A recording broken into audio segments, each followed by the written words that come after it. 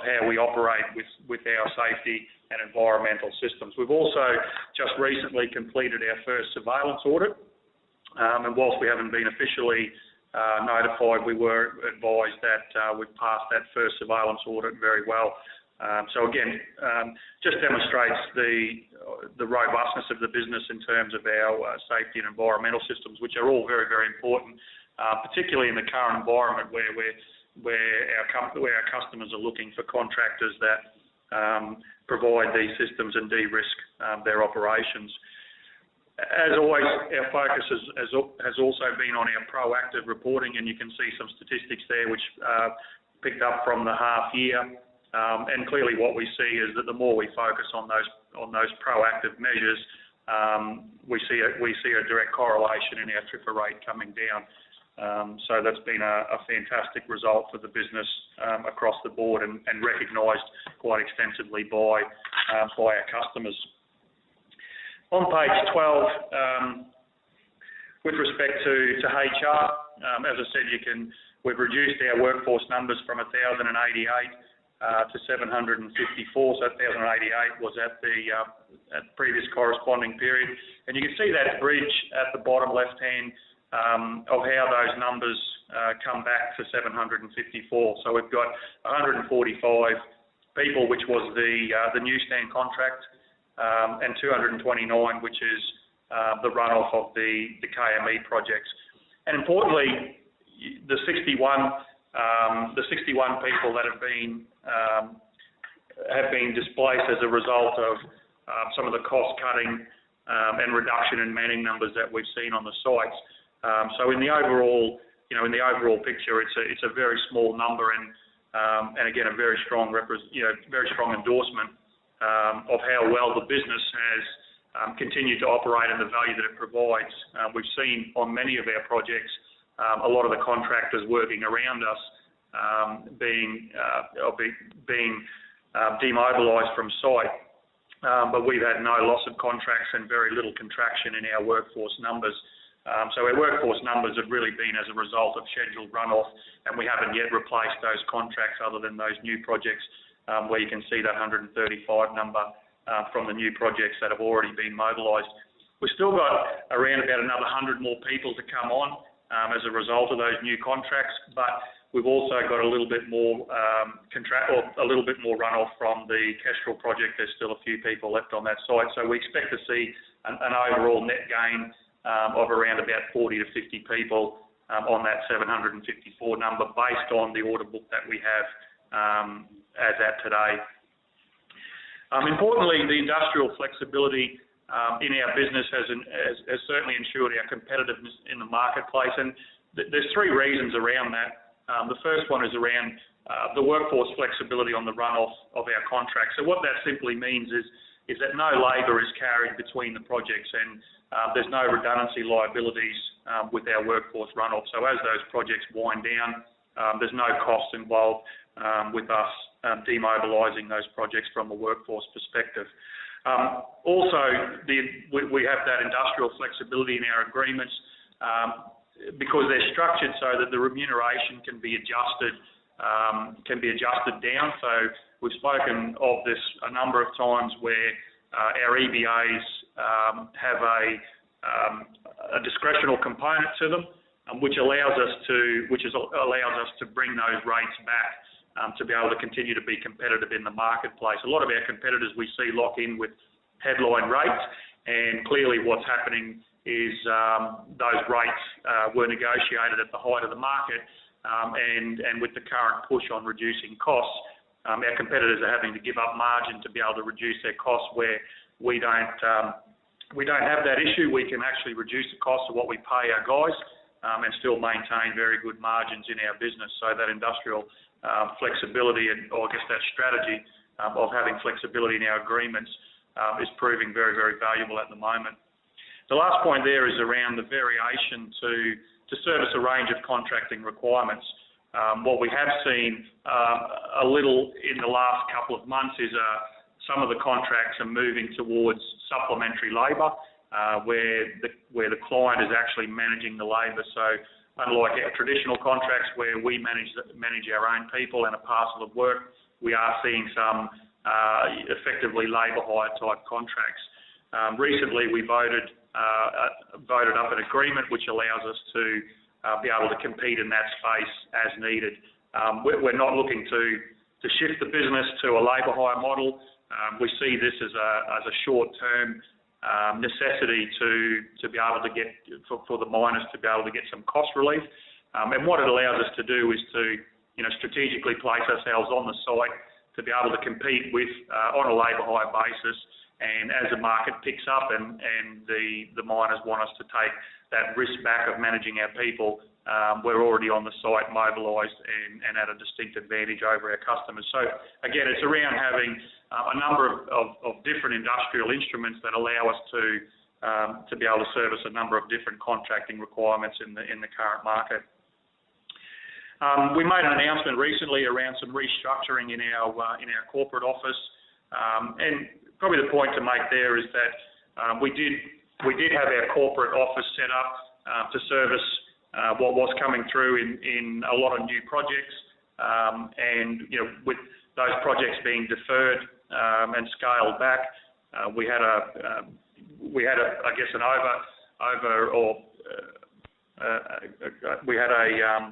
too many people in that corporate office, so we've removed some of those roles and right-sized the business now to be able to operate in the immediate environment. But importantly, we haven't lost any capability out of the business. So the team that we've got now is very much able to meet the current demands and continue to grow the business going forward.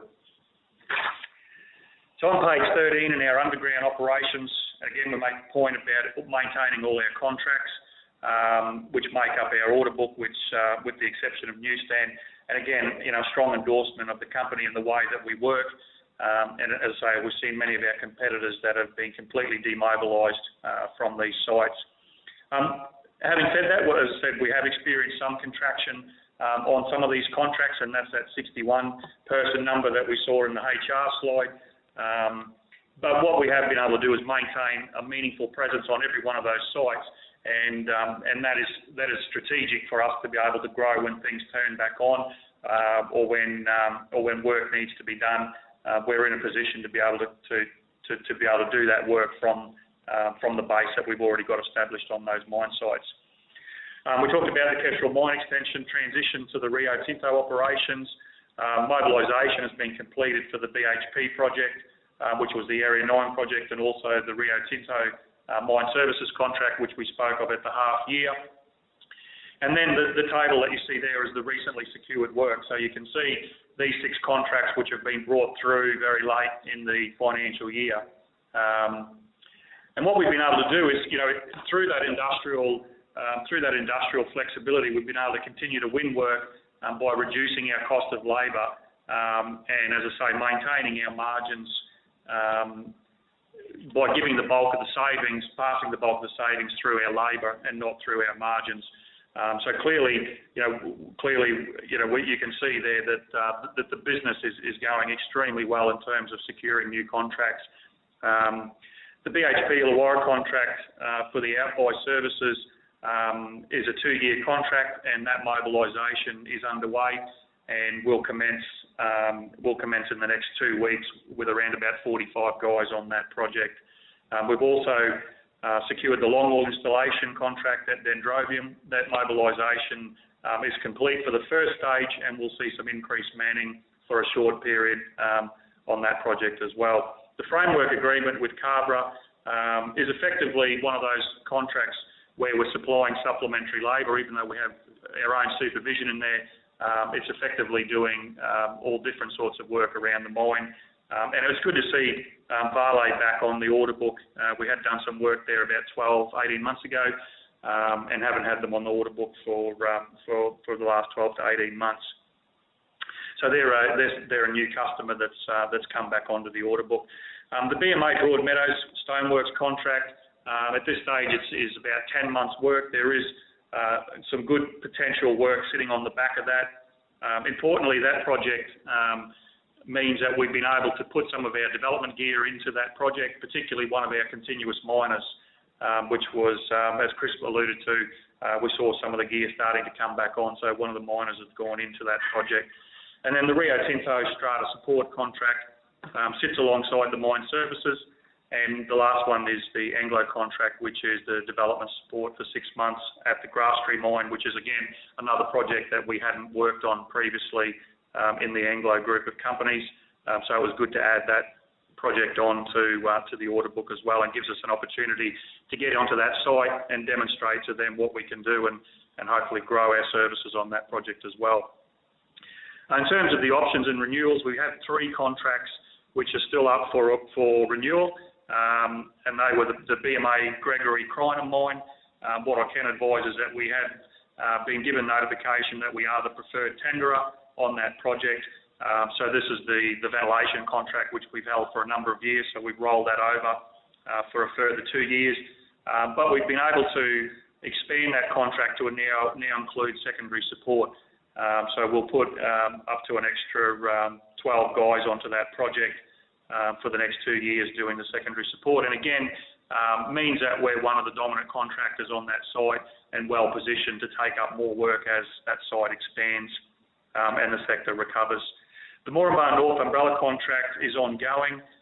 We were due to renew the option around about now, and we've been advised that that's been deferred for 6 months. So in the current market, we've seen a lot of the projects going back out and testing the market, and we see that this is again Anglo going back out to test the market. You know, our track record in renewing these contracts speaks for itself.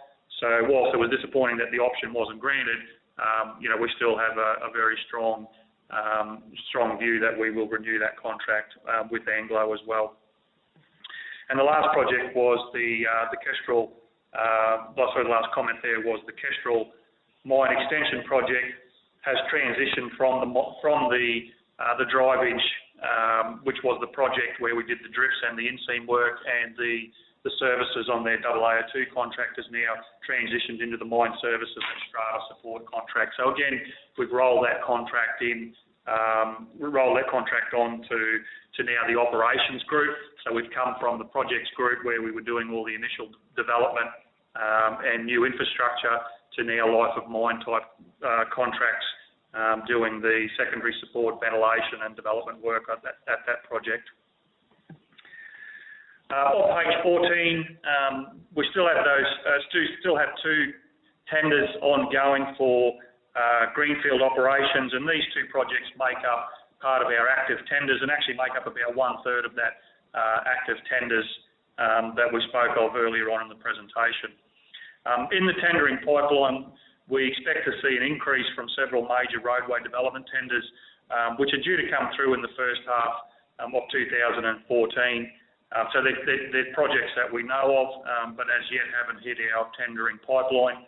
And importantly, you know, those development contracts are a significant opportunity for us to deploy more of our fleet, particularly the fleet that came off that Newstand project.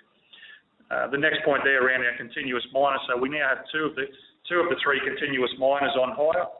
So the 2 Joy miners are both on hire. One's on a dry hire. The other is on the internal project, which I mentioned earlier, which is the Broadmeadows project. The dry hire is a 6-month hire with an option to extend for a further 6 months, and that was at our doing to write the contract that way, knowing that there were other roadway development contracts coming up. We wanted to be able to keep that flexibility to be able to bring our machine onto one of our own projects. The third unit, which is the ABM 20. We will start the overhaul. So given the soft nature of utilisation of equipment at the moment, we have deferred the overhaul of that machine when it came out of Newstand. But given the other 2 machines are now in hire, we'll commence the rebuild of that third unit in the next couple of months.